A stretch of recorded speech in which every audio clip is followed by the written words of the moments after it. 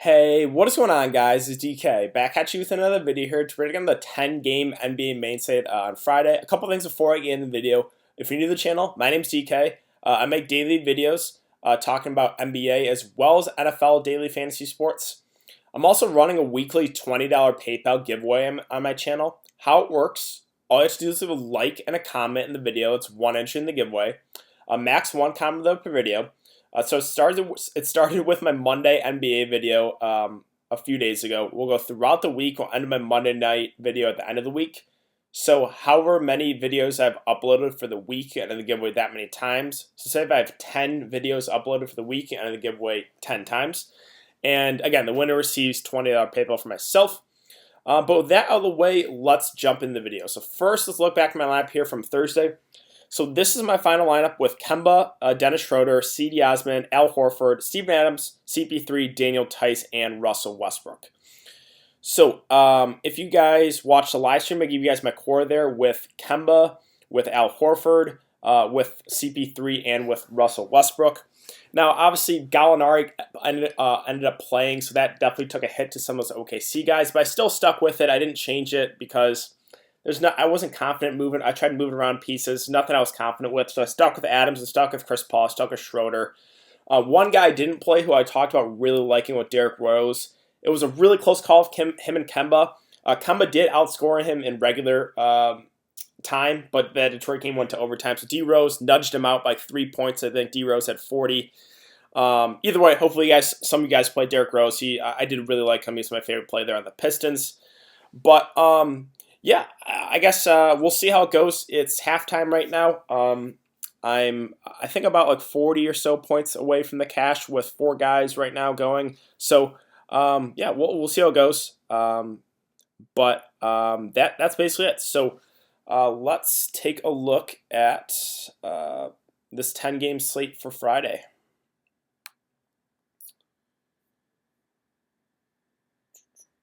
All right.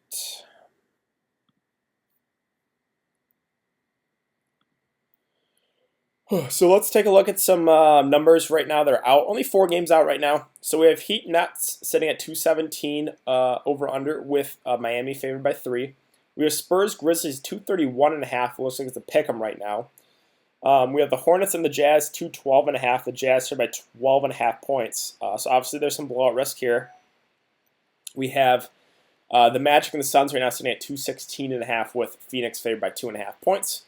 But let's just talk about the slate. So we'll start center as always. Anthony Davis is questionable. Now, originally he was supposed to miss a game or two, but right now the Lakers are listing him as questionable with that back injury. So this is huge news. If he misses, then LeBron stands out as a really, really good spend up. And then value guys like Kuzma and McGee would be very, very much in play. Now, I would also have considered Dwight Howard, but he had 2 really good games recently, and they priced him up, so kind of takes him out of play. Because normally when Anthony Davis is out, that's when there's been a couple sites where he's been out, and I've played both Dwight Howard and McGee. But again, they kind of raised Dwight Howard's price. But yeah, that is something to keep an eye on. Obviously, Anthony Davis availability. Domantas Sabonis at 9.1K. I really like the spot here in the minutes too, like 38, 34, 38, 37. The minutes have been there. Even at 9.1, I think he is very, very much in play. We have no Wendell Carter Jr. He's going to be matched up with either Lauri Markkanen or Thad Young. Not really scared about either of those. So I still think at this price, Sabonis is very much in play. He's just so consistent. He's a great cash game play. I think he even has upside for GPPs at 9.1. So yeah, very much in play there. Vucevic, so Orlando is pretty thin right now. Let me just switch to Orlando really quick. Where's Orlando? So, still no Isaac. Aaron Gordon is questionable. And then we have DJ Augustine doubtful. Still no Aminu. Still no Michael Carter-Williams. So, they're pretty thin. Vucevic is going to have to do a lot offensively here. A matchup against Phoenix. Now, if he gets matched up against Ayton, that would be a really good matchup. But I don't think that's how they're going to do it since they've been running Ayton and Baines together with Baines at the 5. Baines a better defender. Either way, though, again, Vucevic is going to have to carry the load here offensively, so I still have interest there at 8.8. Rudy Gobert at 8.6. We do want to target bigs against Charlotte, but I'm kind of scared about the blowout here. Again, 12.5 point spread. with a 10-game slate. I don't know if I want to take a risk there targeting some of those Utah guys with the potential for a blowout. John Collins at 8.5K I think is very much in play. This game in general stands out as the game to target, the game I want a lot of exposure to. Trae Young especially. I know he just won me and probably a lot of you guys a lot of money the other night, putting up 80 fantasy points against Houston. Once again, one of the best spots here against Washington. So I love Trae Young. I think John Collins is very viable as well if you want another piece. If you want to go like full game stack here, that's doable. We still have no Julius Randle, so that makes some of those other Knicks guys very much get a boost there. Bam Adebayo at 8.1. I think is okay, but I don't know if I'm gonna go here at this price. The good thing is the Nets do always have a traditional center out there, so Bam will play big minutes no matter what. But I just like other centers on the slate a bit more than Bam. DeAndre Ayton 7.8, a tougher matchup here against Vucevic or just Orlando in general as a team. They play at a slower pace, so yeah, he's okay, but probably not gonna be the way that I go. Aldridge is 7.4, so this game pretty high over under right now. Yeah, 231.5. Aldridge had a couple off games, but we know he can get 40, 50, even 60 fantasy points on a good night. Again, Memphis, they don't play a whole lot of defense. They play at a fast pace too, so good matchup here. Both sides. San Antonio, not very good defensively, and played at a fast pace as well. So this game does stick out as well. I think LaMarcus Aldridge is a pretty safe play here at 7.4K. Let's see, other options, favors. I don't know if I can do it now. Jackson Hayes got extended a bit. He only had 24 minutes, so I need to see him playing more like into the 30s, like consistently. Playing only 24 in the last game does worry me. He wasn't in foul trouble either. Montrezl Harrell with no Paul George at 6.7 is definitely in play. Another situation though where I'm kind of scared of the blowout. I think the Clippers are probably going to be double-digit favors at least here, even with Paul George out. Like the matchup is good, but it does scare me. Again, on a 10-game slate, I don't know if I want to take the risk here with the potential for a blowout with some of those Clippers guys. Valanciunas at 6.7 is always in play for GPPs. You guys know my thoughts. His minutes are a little bit up and down, but he's a guy that can get you there in like 25 or so minutes. So Bobby Portis, I still think is in play even at 6.4K, which is kind of crazy. But look what he did against Utah. In a tough spot, the game blew out. He still played 29 minutes, shot the ball 5 of 17, and still put up 40 fantasy points. So with no Randall, possibly no Marcus Morris, the Knicks are really thin. He's going to be asked to do a lot offensively, and this is one of the better matchups. So I think this price tag scares people off, but I still think Bobby Portis hands is a pretty good play at 6.4. We have no Holmes for the Kings, possibly no Bagley. If they both miss, we look to Harry Giles and Deadman as value plays. Let's see, Markkanen at 6.1. The price did come down, but I still don't know if I want to do it there against the Pacers. Miles Turner's okay if you can't get to Sabonis at 6.1. His minutes have been more secure recently, about 30 or so, maybe a little bit more. I'm fine with it, but I obviously like the upside more if you can get to Sabonis. Let's see, Mitchell Robinson, just not for me. I can't trust him with the foul trouble issues. I would just prefer Bobby Portis. Let's see, Kleber and Powell in a tough spot against the Lakers. I'll probably pass. Again, Dwight Howard, he had 2 good games recently, back-to-back games, so they raised his price up a lot. 5.6 is just, even if Anthony Davis misses, that just feels like too much to pay for Dwight Howard right now. Let's see, other options. AP did get extended, but that game blew out, so he got 35 minutes. I don't know if we can expect that again. The starters really got limited. I think in a closer game, he probably gets around 20 or so. So, yeah, he's okay, but I would not expect him 35 minutes. Plus, we do have Davis Bertans back, which is another body in the rotation. So, yeah, I don't think I would go there at 4.6. I definitely don't think I would chase it. So, JaVale McGee at 4.3, he would stand out as a pretty good value play if AD can't go. We've seen it in the few games Anthony Davis has missed this year. Well, JaVale McGee and Dwight Howard will split the center minutes about 24 even down the middle, maybe a little bit more one way or the other. Either way, I would think JaVale McGee, if Anthony Davis misses, I think JaVale McGee will stand out as a really solid play. Other options, let's see. Khem Birch did get extended a bit, 29 minutes that last game. If Aaron Gordon is out, you can consider him, but he's a pretty low usage guy. I wouldn't expect 32 fantasy points from him again. Let's see. Jackson Hayes. The reason I wasn't super high on favors is Jackson Hayes got extended in the last game, 24 minutes. Played really well. So if he's going to continue to play minutes into the 20s, I think he's an okay value play. But yeah, it makes it a bit risky right now just because, again, the minutes kind of been up and down on him. Harry Giles picked up the start. Only played 16 minutes, though. A little surprising. They closed with Dedmon. He I guess, was playing better. Either way, I think if Bagley's out, we can look to Giles and Dedmon. Did I pass Dedmon? I did. So he's at 4. Yeah, so Dedmon got 32 minutes, where Giles got very much limited. Either way, I think those two would become viable value options if Marvin Bagley can't go.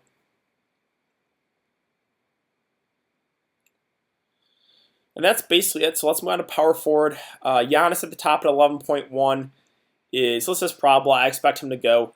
He's gotten 34 and 32 minutes in back-to-back games, which is good to see.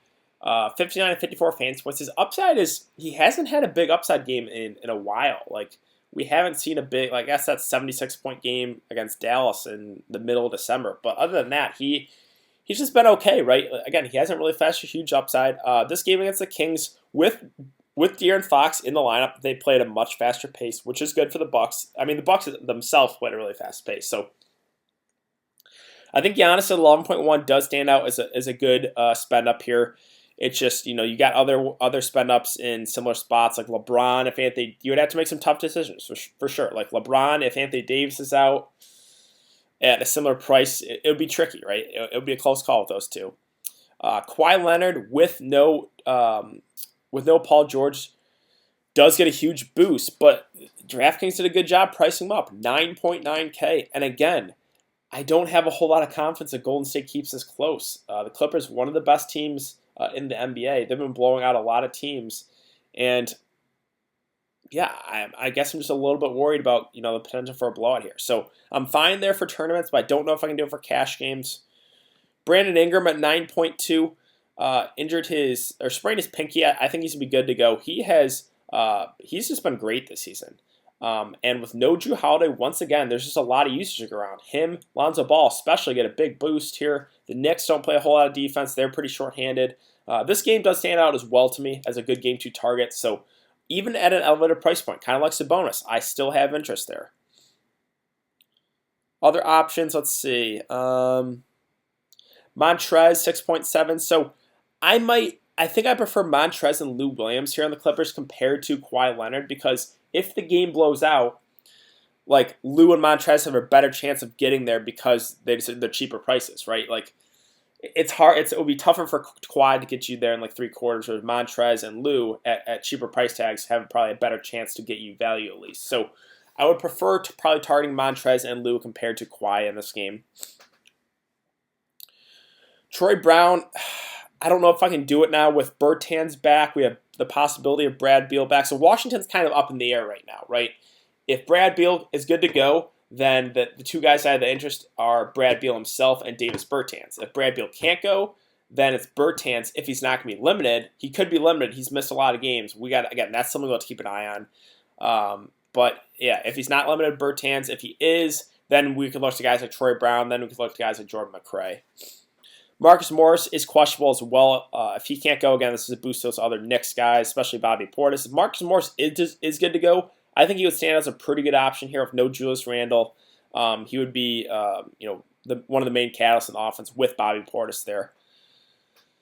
Let's see. Other options. Bielitsa, even in a tough spot, got 38 minutes that last time out. He played a lot there. He got, I think, a little bit of the backup 5 run as well. Either way, I think, if Bagley does get ruled out, I think you can consider Bielitsa there at 6K. Bertans, so yeah, this is something to keep an eye on for sure. He's going to be available. We haven't heard of anything in minutes limit. So he's missed the last, 5 or 6 games? I don't know. He's been out since December 20th, 21st, I guess. He does have upside here, and if he's not going to be limited, I would like him a lot here at this price. So, yeah, that's obviously, again, something we have to keep an eye on. Thad Young, revenge game spot. He started, played 35 minutes. I think he's very viable here if he's going to continue to start and play those type of minutes. So, yeah, if he's in the starting lineup, once again, I think Thad Young is a pretty solid play. Other options, let's see. Kuzma, yeah, so him and JaVale McGee would stand out as really good value plays if AD can't go. So again, that's something we'll have to keep an eye on as well. JaMychal Green at 5K, they just priced him way up. He did have a good game last time out with no Paul George, but 5K is just too much for me to pay for JaMychal Green. Ariza's priced up too. He's no longer the great value play. Schofield obviously can't go there with Bertans coming back.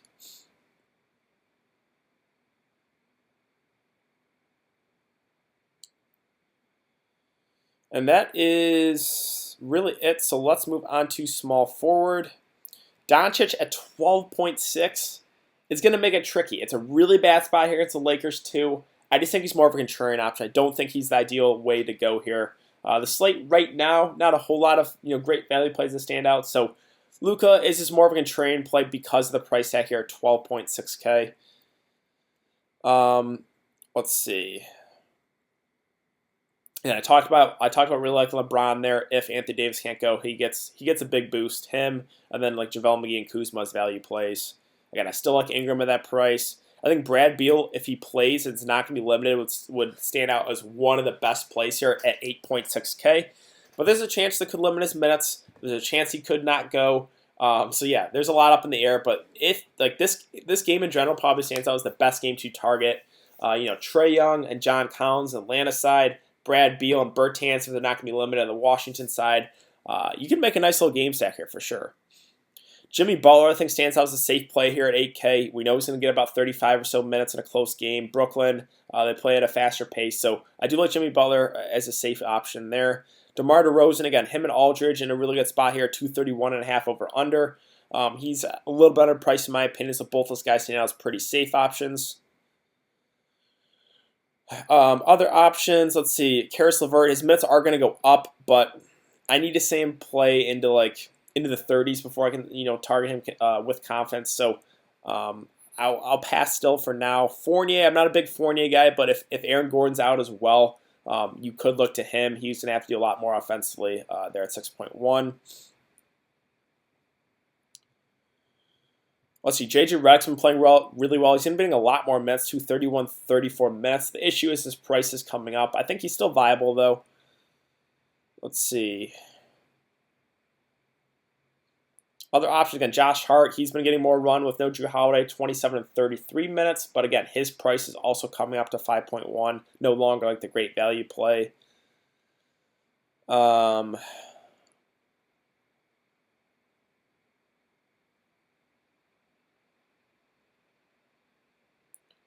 But that's kind of it. Like these secondary Knicks pieces, if Marcus Morris is out, I guess you can take a shot on some of these guys, but it would kind of be Bobby Portis for me, and that's it on the Knicks side.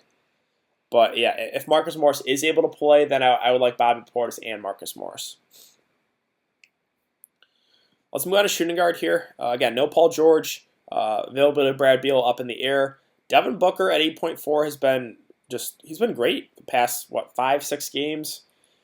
Really consistent, 30-plus points in 4 straight games. He's getting assists, he's getting peripheral stats. I know the matchup not necessarily the best here, but the price tag makes him very much in play at 8.4. Same goes Zach LaVine, not really the best spot against the Pacers, but the minutes, right? 39, 38, 39, 37 minutes. The shot attempts too, 20-plus shots in 4 straight games.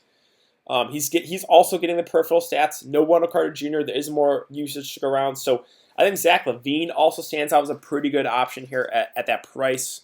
Again, no Drew Holiday. That's a boost to Lonzo Ball. It's a boost to Brandon Ingram. That makes guys like J.J. Redick and Josh Hart more viable.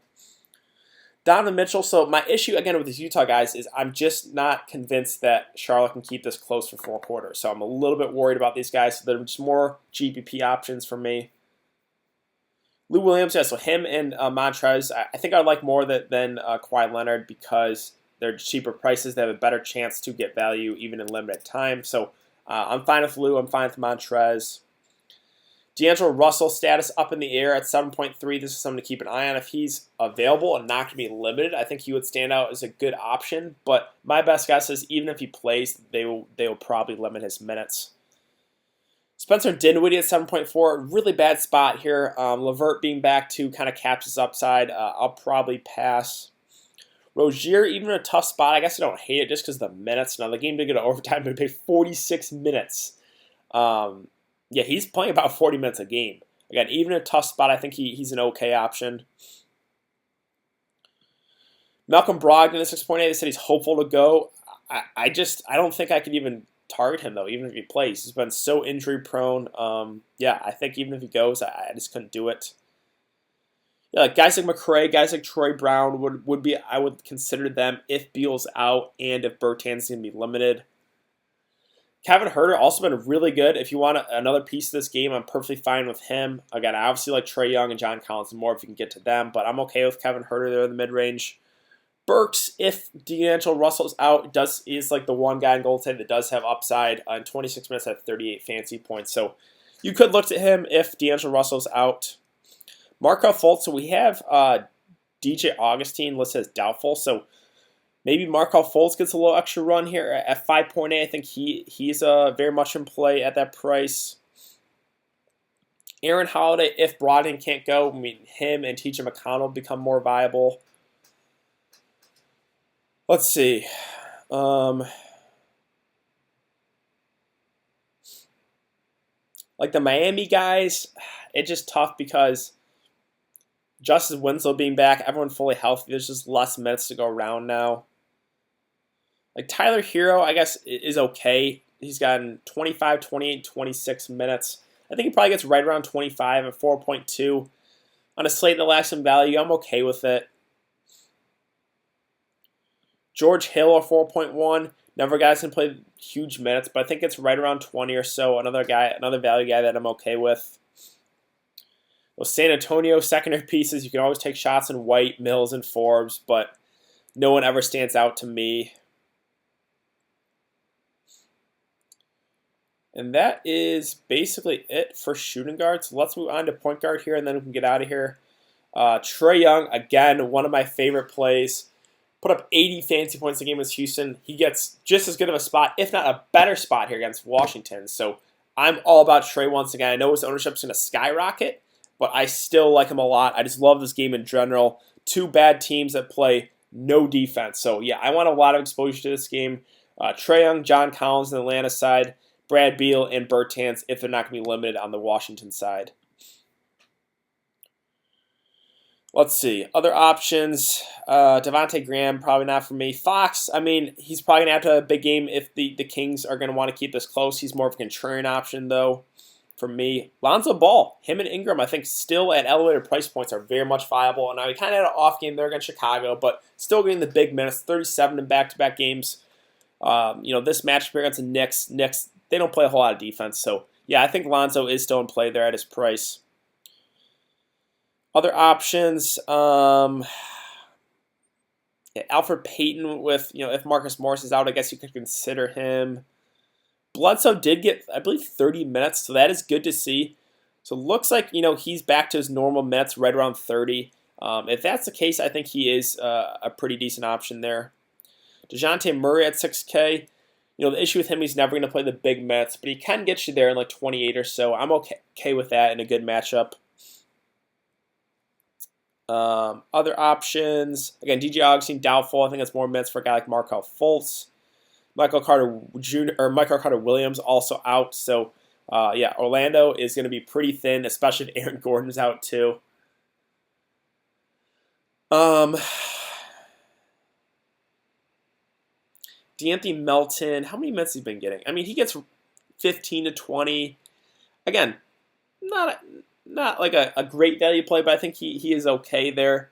Rondo, if Anthony Davis gets ruled out, I think there's just more minutes to go around. I think he gets probably 20 to 25. I'm okay with him also as a value play. Even a guy like Isaiah Thomas. I know his minutes have been down, but 23 and 24 in back-to-back games. Again, he's been not very good, but this is the get-right spot here against Atlanta. So I definitely do have some interest here in Isaiah Thomas at 3.9K. Again, the slate right now, again, a lot like value can open up throughout the day, but as of right now, no one really stands out. I think Isaiah Thomas is a pretty solid value play there at that price. And I mean, a guy like NAW too, 15 and 20 minutes in back-to-back games with no Drew Holiday. I'm okay with that close to mid price. But I think that is gonna do it. So yeah, all in all, guys, right now, as far as the games I want a lot of exposure to, it's kind of the early games. It's Atlanta, Washington for sure. I want a lot of exposure to that game. That really just stands out to me. I think that's going to be probably the highest run of the day. I'd say probably like 235, 240. Also, the Knicks Pelicans game stand out. Spurs Memphis game stands out. And then, yeah, there's a lot of injuries up in there, right? Anthony Davis, some of those guys in Orlando. We have no Paul George. But yeah, I think that is going to do it. So if you guys have been enjoying the content, would really appreciate it if you'd like this video and subscribe. Again, if you want to get entered in the giveaway, always use a like and a comment in the video. It's 1 inch to the giveaway. I will be live streaming for this one, 10 games, 45 minutes before lock, so be sure to check out my live stream where I'll answer any questions you guys have, go over all the news throughout the day, as well as give my core cash game plays for the day. But yeah, thanks again for having to come and check the video, and I will see you guys tomorrow in the live stream.